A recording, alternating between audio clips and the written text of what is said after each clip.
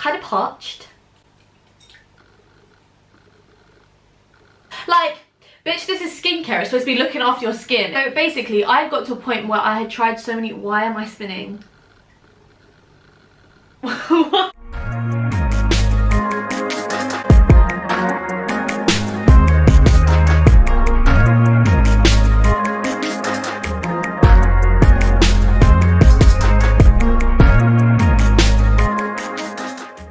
Hey guys, and welcome back to my channel. So today I'm going to be talking about problematic skin. So I have suffered with eczema for the longest time. I had it when I was little, kind of mainly on my arms, and that was mainly it. I think they were the only places I had it when I was little, and then I kind of grew out of it, and then when I reached about, I want to say 11, it started to come back, but this time it was mainly on my face, and since then I have had the biggest battle with mainly facial eczema. So as you can kind of see from the thumbnail, and I will post a little picture, I'll pop it up here, this is what my eczema did at one point look like. Yeah, that was the extent that my skin had kind of got to. I had tried so many different medications. I had been to dermatologists and doctors for so many years. I mean, thinking about it, if I had it from when I was like 11, I'm now 22, and I think this picture was taken when I was like 20, 21. So I would get flare-ups all the time, and the only thing that would help would be like medicated steroid cream. And if you guys know about it, you'll know that that's really, really bad, especially to put on your face. It's really like strong, and it's got a lot of long-term damaging effects to your skin. And that would literally be the only thing that would fix my flare-ups. And I didn't know what the trigger point was. So I've come up with a few key points of things that I did or that I know of which do help reduce flare-ups from kind of getting triggered in the first place. Not really how to treat them when you do get a flare-up, but how to prevent getting them, if that makes sense. Here we go. So I'm going to start off with some simple, just everyday tips. So the first point is to moisturize so much. Oh my gosh, I didn't realize that this would make a difference, but it genuinely does. Like, as part of your maintenance routine to reduce the likelihood of a flare-up, if you moisturize your skin with a really, really good thick moisturizer, which isn't like filled with all rubbish stuff, if it's just genuinely good for your skin and kind to the skin, and moisturize that multiple times a day. Like, if it's a day when you're free and you're not really like wearing makeup, moisturize like 10 times. I'm not even exaggerating. Like, keep putting it on like every hour. Just be like, oh, let me moisturize, and put like a nice thick layer on your skin. One that I would recommend, I'm pretty sure I've spoken about it in many videos, but in case you guys are new, is the Oilatum cream. This is what it looks like. Mine's looking a bit crusty right now, but yeah, this is what it looks like, and that is my day and night moisturizer, and it's one thing that I have not switched up. I will add different elements to my skincare routine if I feel like my skin is ready for something to be incorporated, but that is one thing that I will never switch up. I will never try a different moisturizer because that has got me through some very rough times, I'm gonna be honest. So yeah, step one is moisturize like there is no tomorrow. Number two, I'm not gonna lie, I don't do this. Like, I'm really, really bad at doing this. I've tried, but I'm still working on it, and I know people who say that this alone completely transformed their eczema, and that is drinking loads of water. I am so bad at staying hydrated. In fact, that whole psychological thing, like when you're talking about drinking water, you realize like kind of parched.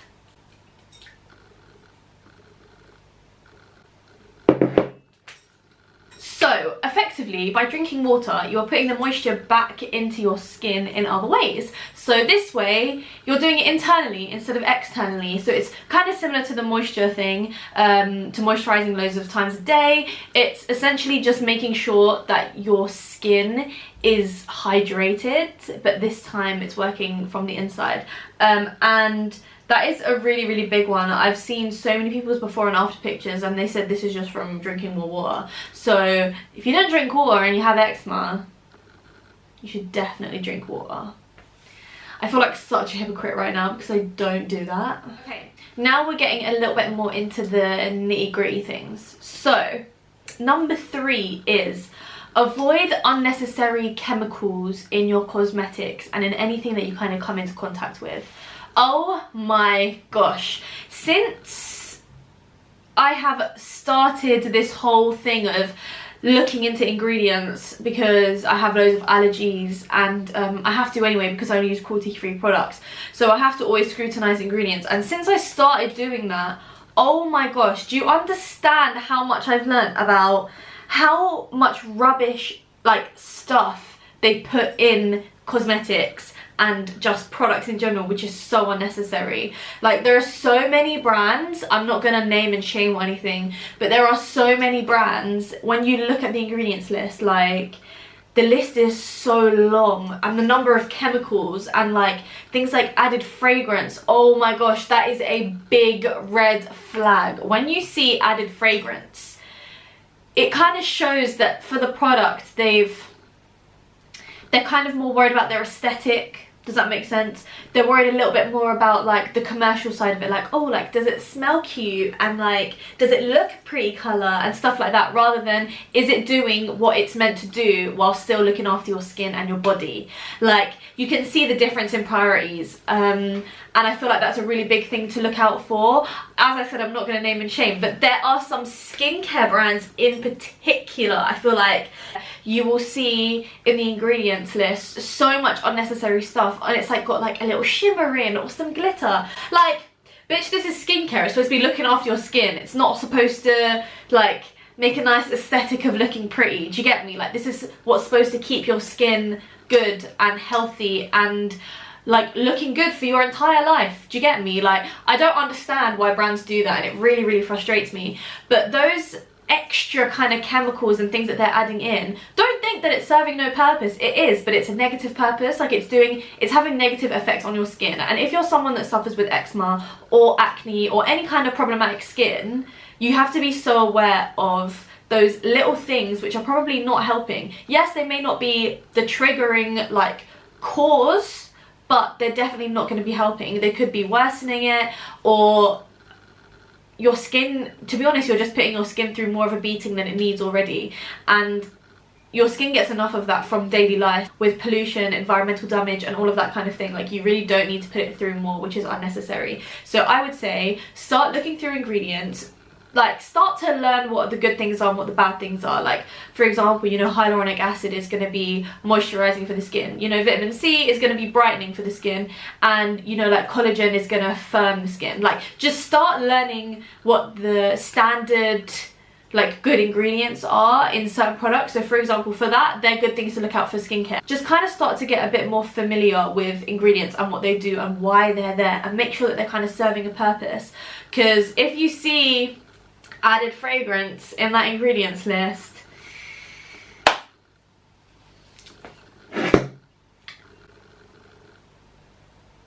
that's all I'm saying. Number 4 is keep an eye on possible triggers. So this is gonna sound quite self-explanatory, but it takes a lot of effort to do this, and it took me a long time to do it. Basically, if you're trying to find out what it is which is triggering your problematic skin, whether it be eczema, acne, whatever, look at patterns. Start to kind of analyze your daily life, what you're doing day to day, what you kind of switch up, and notice if that falls with a particular pattern with your problematic skin. For example, when I went through the process of trying to work out what it was that was causing my eczema,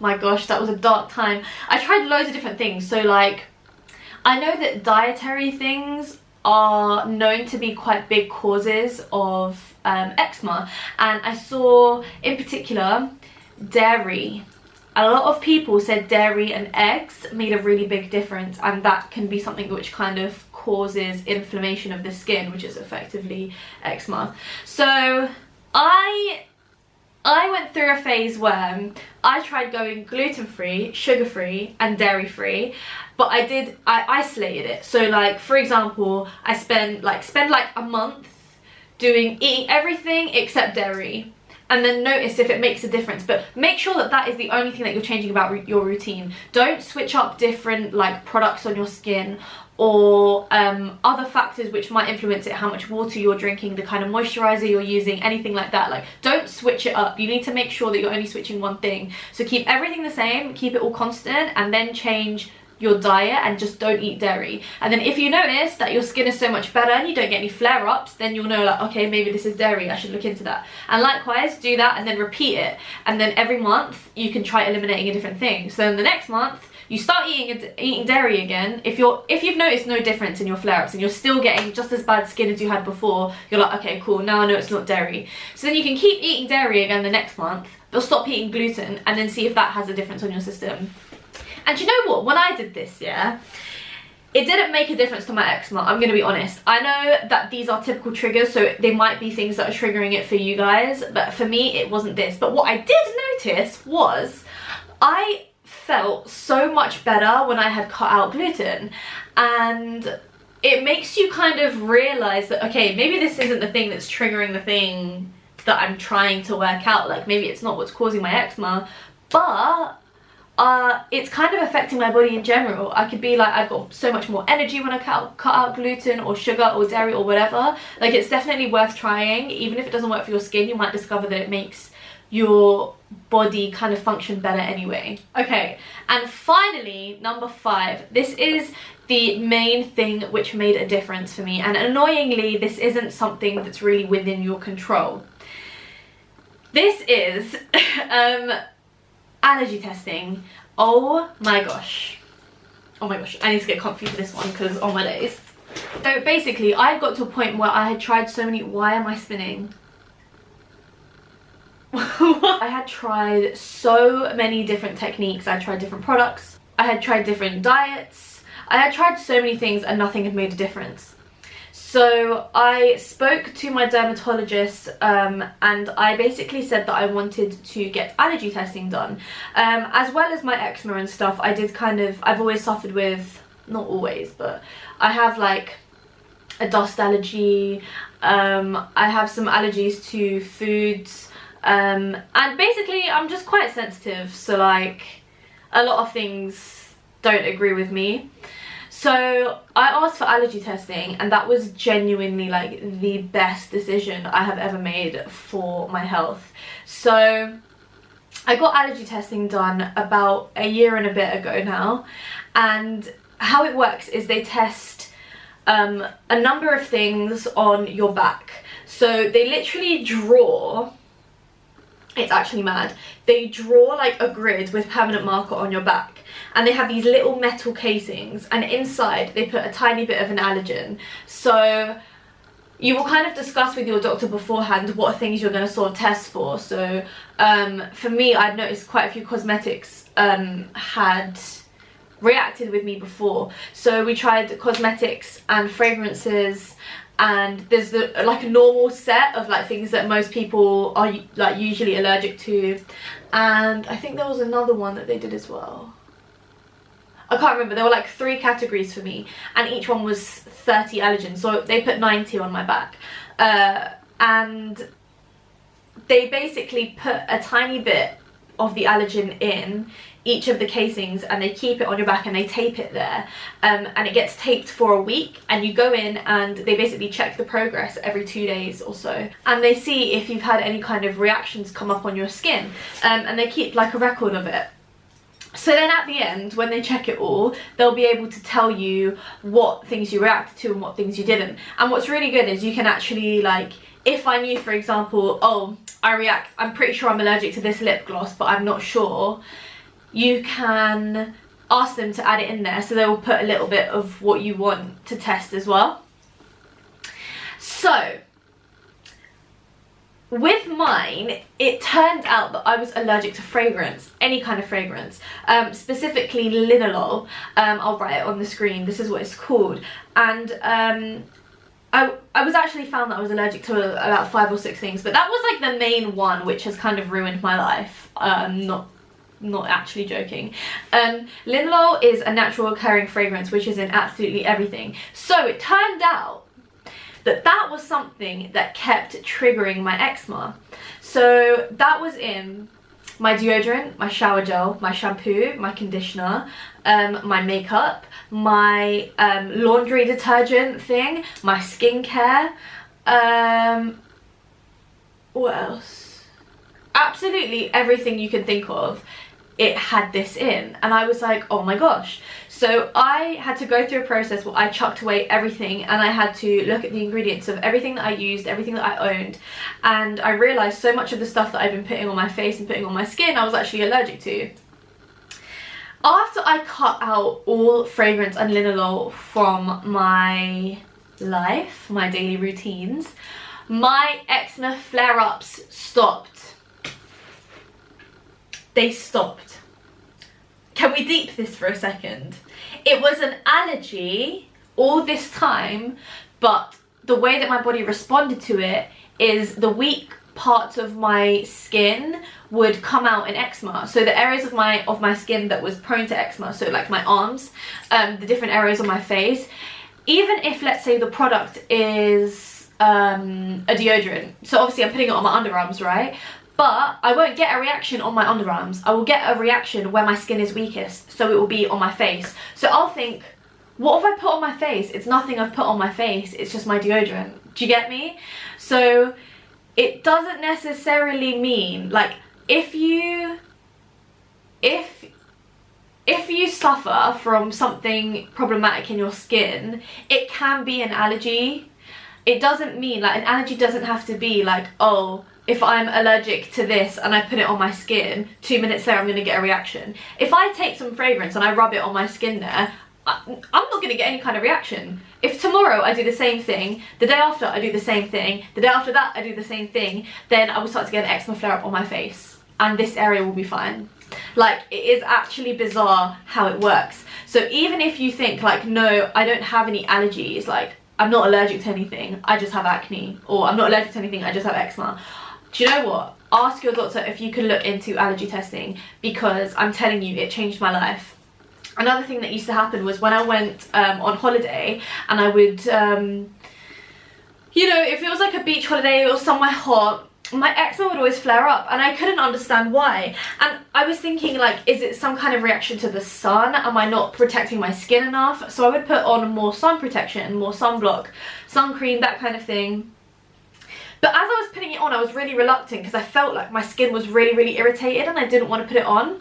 Turns out that was a gut reaction which I should have listened to, because I'm allergic to a particular UV blocker. So there's one particular ingredient called benzophenone 3, and that is in most sun creams, and that is something I was allergic to. So every time I was putting sun protection on my face, I was actually making myself worse and I was getting a reaction every time, and my eczema would like scream for help. So I kind of went on a tangent, but I wanted to kind of explain to you guys that it's not always as simple as you could think it is, and it's really, really worth looking into and doing more research into and trying different things. I mean, my skin completely transformed. I couldn't believe that there was a time when my skin looked like how it did, and now I meet people, and when I tell people, like when I have makeup clients and stuff, and they tell me that they have problematic skin and they're like, oh, but your skin is so clear, I'm like, listen, you don't know the struggle. Like, that is not true. My skin has been through hell and back. Like, I actually suffer with eczema, and they're like, you have eczema? Like, you never would guess. And I'm like, yeah, because right now it's under control. But like, it's one of them things, even though I have kind of eliminated everything that I'm allergic to, things can still cause me flare-ups. Like, don't get me wrong, it's not like I'm completely eczema free, but when I tell you I have not had a flare-up like in that picture since that has happened, and everything is so much more under control, and I feel like I'm genuinely in control of my skin now, and there was a point when I felt like I would never get to that place. So it is possible for it to get better. They are all of the tips that I have on how I kind of transform my skin from being a bit of an eczema nightmare to relatively under control. So I really hope that this video helped some of you guys, and if it did, please be sure to let me know. And if there's any other tricks that you guys have kind of learned which has improved your skin, write them down below so that other people can kind of hopefully get some help from that. And if any of you guys also have the same kind of allergies as me, let me know please. We can share tips. Why am I getting so excited about that? Thank you guys so much for watching. I love you all so much. Keep smiling, stay positive, and I will see you all next time. Mwah! Bye guys.